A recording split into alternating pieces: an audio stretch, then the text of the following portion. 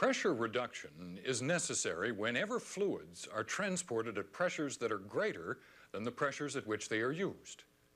Natural gas, for instance, is transported in these pipelines at a high pressure, which is reduced at this station for branch distribution. It is again reduced at each customer's location to meet the differing requirements of hospitals, homes, commercial, or industrial establishments. Industry quite often uses this gas to produce steam, which also requires pressure reduction to be useful. The steam generated in this boiler is normally distributed at a relatively high pressure. The pressure is then reduced moderately when the steam is used to provide power, further when it is used to heat a product or for comfort control. When steam is used in a heat exchanger, the pressure is reduced because more heat is available for transfer from lower pressure steam. The total amount of heat contained in steam varies little regardless of pressure. However, this heat must be characterized in two ways. The saturated heat of water is the amount of heat required to make it boil. As pressure increases, more heat is required to boil the water, generating steam. The latent heat of the steam is the amount of heat in the steam given off before it condenses back into water. If the total heat in the steam remains constant with increasing pressure, while the saturated heat rises, then there is less latent heat for the steam to release at higher pressures. Since it is this latent heat that heat exchangers use, the steam saturation curve indicates that they should be operated at the lowest possible pressure to be efficient. Originally, orifice plates were used to reduce pressure. For any pressure and flow rate within a given diameter line, a hole or orifice of a specific size could be selected, which would yield a calculated pressure reduction. The problem was, however, both the upstream pressure and the downstream load were subject to change.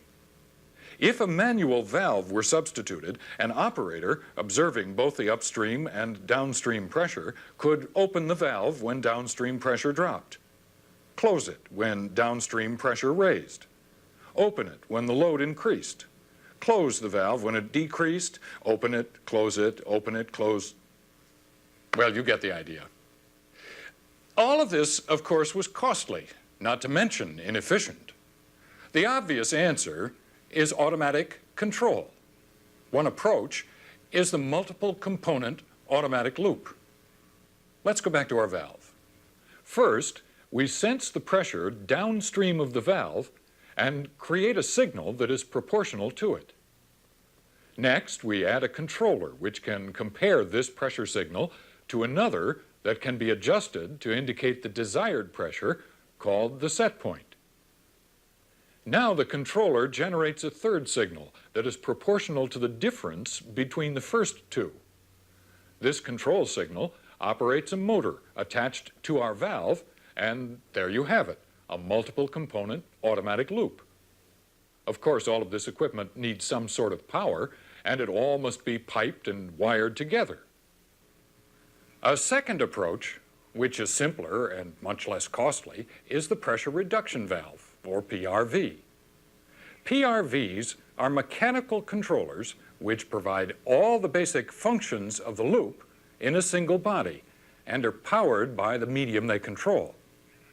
Many devices are used to automatically regulate fluid pressures at a preset level. Whether the device is complex or simple, there must be a common means to compare them, to select which one is best suited for a particular application. The pressure regulation curve does this. It plots the steam pressure as a function of flow rate. The lowest flow rate is achieved when steam is shut off downstream of the PRV, a condition known as dead-end shutoff. When this happens, the PRV reacts by closing, but not quickly enough to prevent a pressure buildup downstream. This is called lockup and is characterized by the highest pressure reading on the regulation curve. Flow increases until it reaches the minimum controlled flow rate. This is the lowest flow rate at which a steady pressure can be controlled. The rated capacity is the greatest flow rate at which the PRV can maintain a controlled pressure within its specifications. The regulation curve centers around the set point, the desired regulated pressure. The amount the controlled pressure varies from the set point between minimum controlled flow and the rated capacity is called the offset, or the accuracy of regulation. There are several ways of defining the offset. It can be stated as a total percentage of accuracy, say 85%. A percentage of variance from the set point, 15%. Or it may be expressed as a percentage of deviation around a set point which is at 50% of rated capacity, plus or minus 7.5%. When comparing pressure reduction alternatives, it is imperative that the rated capacities are quoted at the same accuracy of regulation no matter how it is stated. Finally, we define sensitivity as the amount of pressure change that occurs before the valve reacts to control it. What are the advantages of the multiple component automatic loop with its greater cost, greater number of parts, and therefore greater opportunity for failure? The loop can operate within tighter tolerances. Pressure can also be controlled over a wider range, from a lower minimum controlled flow to a higher rated capacity. There are several applications where these sorts of tight specifications are essential. Turbines, for example, need precise pressure control, accuracy of regulation in the order of 0.1%. Process heat exchangers often need pressure precisely reduced over a wide range of inputs. Most applications, however, have neither the performance nor power requirements to justify such systems. In the majority of instances, one of the several types of PRVs available will perform outstandingly.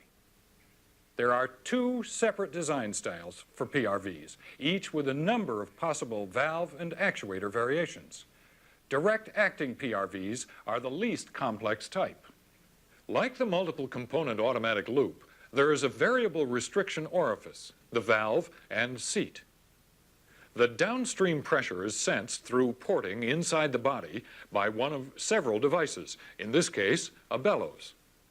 The bellows also serves as the controller because the outlet pressure is opposed across the bellows by the set point device, a regulating screw and spring. The bellows serves a third purpose, that of an operator. The valve is connected by a stem directly to the pressure side of the bellows and moves as the bellows flexes. Here's how they work. Clockwise rotation of the set point screw compresses the set point spring. Pressure from the set point spring on the bellows forces the valve open against the inlet pressure and a valve spring, which maintains contact between the valve and the body. When the steam passes into the outlet chamber, it contacts and compresses the bellows, restricting the orifice. The orifice size is regulated by the balance between the set point pressure above the bellows and the sampled pressure and the valve spring below. Increasing the set point pressure opens the valve further, increasing downstream pressure. If fluid usage decreases, the downstream pressure rises, compressing the bellows and throttling the valve. This reduces the outlet pressure until it again equals the set point force. In this way, the pressure is maintained at the set point while flow is reduced. When fluid usage again increases, the downstream pressure falls. The unbalanced set point force extends the bellows, pushing the valve further off the seat. The resultant increase in downstream pressure compresses the bellows until the forces across it are again balanced. Several variations to the valve are possible which allow it to be reconfigured for particular applications. The largest effect on the regulation curve may be seen by altering the controller. First, the longer the valve stroke allowable by the controller, the greater the stability of the PRV. Second, the larger the area of the controller, the larger the valve that can be opened, therefore the larger the capacity of the PRV. Third, the larger control area also responds better to small pressure changes. Fourth, The flexibility of the controller determines how quickly and to what degree valve movement is accomplished, affecting both accuracy and sensitivity. And finally, a limiting factor is placed on the PRV by the fragility of the controller. It bears the total differential pressure between the outlet chamber and atmospheric, so more flexible but weaker controllers may be damaged by high pressures. The simplest controller is a flat diaphragm. While inexpensive, this type of controller is limited in flexibility and travel. Diaphragm controllers are used in low pressure and flow situations where neither sensitivity nor accuracy is of much consequence. The slack or grooved diaphragm has a groove molded into the outer circumference between the diaphragm plate and the valve body. This slack area allows medium-length valve travel with increased flexibility, resulting in higher flows, sensitivity, stability, and accuracy than a flat diaphragm. A further adaptation is the cupped diaphragm, or bellophragm.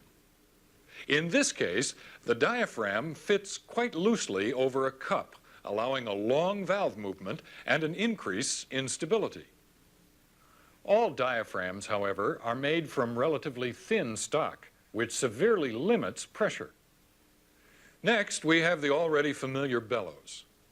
As a controller, bellows offer longer valve travel and greater flexibility than the flat diaphragm. Bellows are also limited in pressure handling, but are stronger than the diaphragm. The bellows can be mounted in the body so that the pressure is either internal or external. A bellows with the pressure on the inside is more likely to burst in high pressure. A bellows with high pressure on the outside may have the convolutions crushed, making it inoperative, but it will not burst and pressure integrity will be maintained. The most expensive controller is a metal piston which moves in a cylinder. The space between the piston and the cylinder wall is sealed with a ring, much the same as in an automobile engine. This method allows both a long stroke and high flexibility while being able to serve in severe pressure situations. So much for the controllers. Now let's look at the valve plug and seat. These components not only affect the regulation curve, but must be selected for the type of fluid to be controlled and the desired tightness of the seal at shutoff. A single-seated, unbalanced pressure valve is the simplest and least expensive design. The term unbalanced pressure indicates that when the valve is closed, upstream pressure to the PRV is entirely brought to bear on one side of the valve. On the other side is the force of the set point apparatus and any back pressure in the system. In other words, the pressure across the valve plug is unbalanced. It is this pressure imbalance and its effect on fluid as it flows through the valve while it is opening or closing that most limits the use of this design. When the controlled variable is a liquid, the valve must be arranged so that it opens in the direction of flow. Why? If the valve opens against the flow, all of the upstream pressure serves to hold the valve closed. In order to overcome this pressure, greater force must be exerted by the set point spring to open the valve, and the spring force pushes the valve wide open. Immediately, there is full flow rate. While the PRV will eventually react to reduce the pressure, its initial response has let loose a high-velocity slug of non-compressible liquid. This is a classic example of water hammer. If the valve opens in the direction of flow, the pressure works to open the valve, and these problems do not occur. However, only the force of the valve spring is available to close and seal the valve, so soft seats or soft valve plug inserts, which erode easily, must be used to ensure tight shutoff. A similar problem may occur with liquids at very low flow rates, even when the valve is properly configured. As the valve begins to close, its throat area becomes restricted.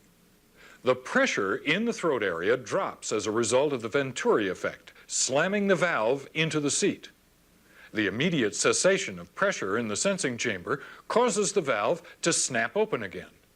The valve continues closing and opening rapidly in a chattering fashion, and again, water hammer and damage to the valve may occur. When the controlled variable is a gas, which is subject to expansion and compression, the valve should open against the flow, using the upstream pressure to help seal the valve. Gas expands in the low pressure area immediately downstream of the valve when it begins to open. This pressure increase serves to quickly throttle the valve, preventing it from opening fully. When there is low flow, the downstream pressure increase prevents the valve from fully closing. In either case, since gases are compressible, unlike liquids, there is a cushioning effect, so water hammer is not a problem. If the fluid is steam, its erosive nature dictates metal seats and valve plugs. Greater force is needed to seal the metal-to-metal contact. This is best provided by using an unbalanced pressure valve with the valve opening against the flow. No matter what fluid is being controlled, the flow dynamics of a single-seated unbalanced pressure valve make it sluggish, inaccurate, and sensitive to inlet pressure variations. Additionally, the pressure imbalance makes them unsuitable for high pressure or high capacity service. For liquid service, where tight shutoff is required, the best choice is a single-seated pressure-balanced valve. There are two possible designs for these valves, but both of them are suited only to open with the flow. The advantage of this configuration is that the inlet pressure is distributed to both sides of the valve, so there is no pressure differential. This ensures easy valve movement at any pressure. The result is better regulation accuracy, increased sensitivity, and greater stability at low flow. The first design we'll look at features a plug that extends to form a piston the same diameter as the seat. The piston is sealed within a closed cylinder by an O-ring. A hole drilled through the center of the length of the piston allows the upstream pressure to be distributed equally on both sides of the valve. The space behind the piston also provides for a dashpot effect, which has a tendency to smooth out valve movement.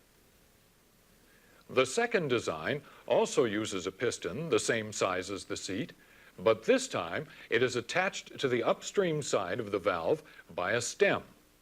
The upstream pressure pushes on both the valve face and the piston equally, balancing the pressure across the valve. Some PRV applications call for control of a high flow rate of either gas or liquid in a limited space. If the situation doesn't also require tight dead-end shutoff, a double-seated pressure-balanced plug is the preferred valve arrangement. The inlet pressure is distributed between the seats of two interconnected valves, one opening with and the other against flow. Actually, practicality demands that the top seat be slightly smaller than the bottom seat for ease of assembly and disassembly. This prevents the valve arrangement from being perfectly balanced, but doesn't have much effect on the regulation curve. Tight shutoff is virtually impossible for a dual-seat valve because of manufacturing constraints. The only possibility we've discussed so far that is suitable for steam service applications is the single-seated, unbalanced pressure valve with all its inherent inaccuracies. However, as I mentioned before, there is a second design style for PRVs. This is a pilot-controlled pressure-reducing valve. The notable difference is all the internal channeling and this second independent valve. There is one other notable difference, the regulation curve. As you can see, the pilot-operated valve has greater flow capacity and better accuracy of regulation. They are also capable of performing under much higher inlet pressure than direct-acting valves with offsets similar to automatic control loops. In order to understand the workings of a pilot-operated PRV, let's once again compare it to the components of the loop.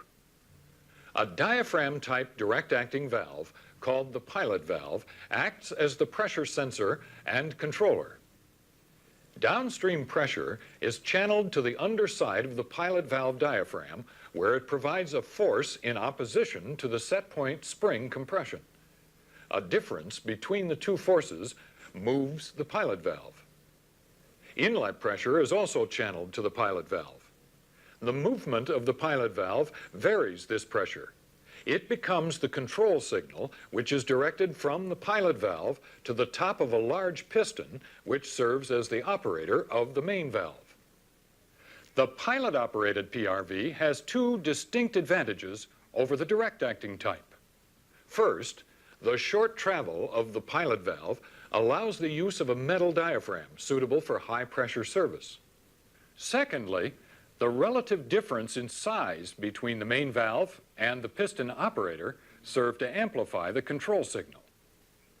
This amplification allows the main valve to open easily against high pressure because even though the inlet pressure opposes opening of the main valve, the amplified control signal of the controlling piston provides enough force differential to easily open the valve. Here's how pilot-operated PRVs work. By increasing the force of the set point apparatus, inlet pressure on the small pilot valve is overcome. A small movement in the metal diaphragm pushes open the short travel pilot valve from its seat, and inlet pressure flows to the top of the piston, opening the main valve. At this moment, the outlet pressure reaches the bottom of both the pilot valve diaphragm and the main valve piston. Outlet pressure on the diaphragm counters the set point force, throttling the pilot valve and dropping the operator control pressure. Concurrently, outlet pressure at the bottom of the piston and the bleeding off of pressure above the piston serve to close the main valve.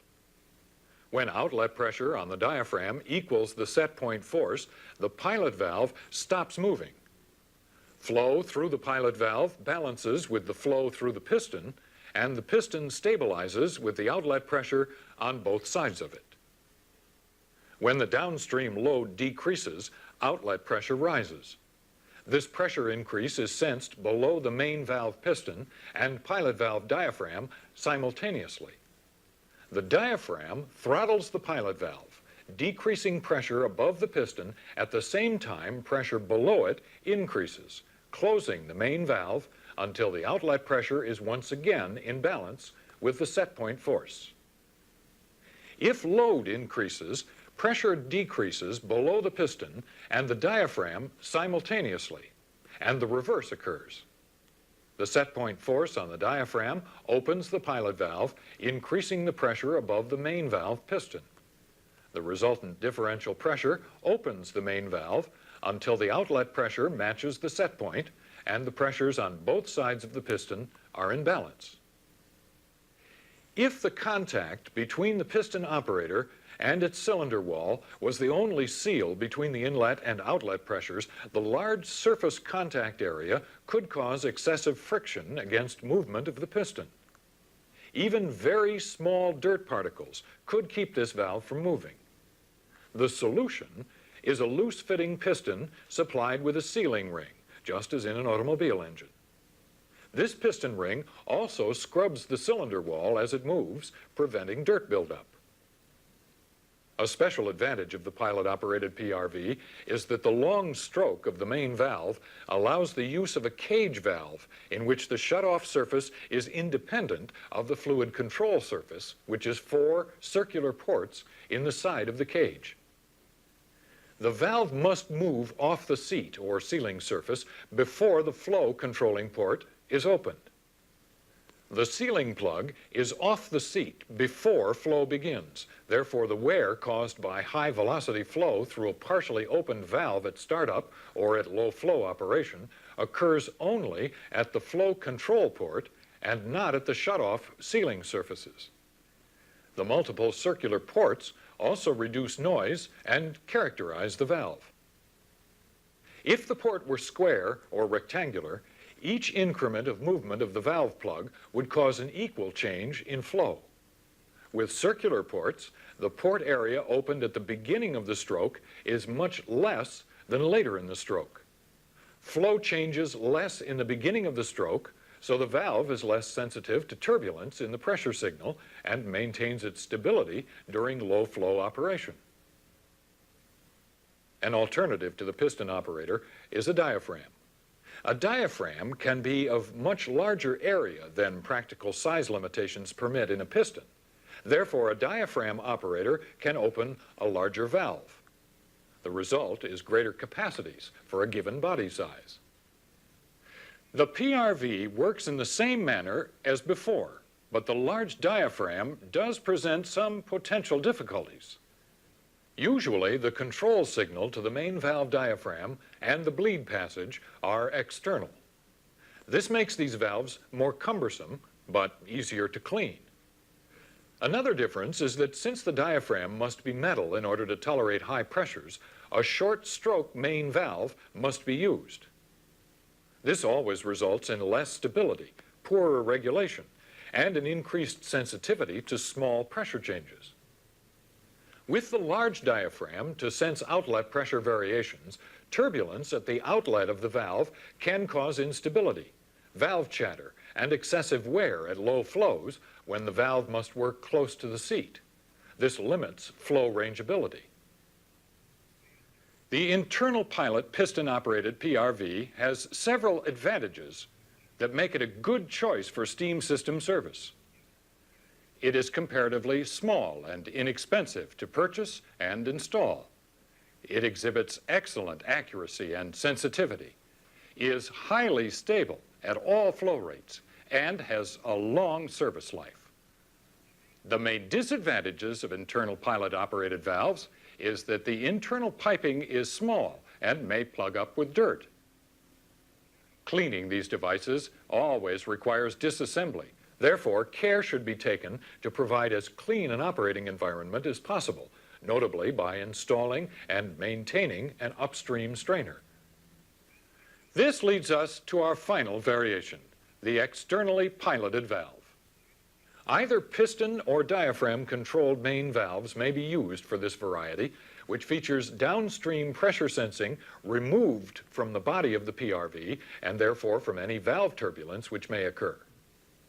Under ideal conditions of piping with long, straight runs and stable sensing points, this may provide better control. However, long, small diameter sensing lines may result in a delay in sensing pressure changes and in slow reaction by the valve. The inlet pressure sensing line may be located in the body or piped external to it. The pressure bleed line across the diaphragm is piped externally. The external piping makes this type more expensive to install, and a small stabilizing orifice mounted in this line can plug. The pilot valve may be mounted on the main valve as an integral part of it, or it may be mounted separately beside or away from the main valve when space limitations dictate.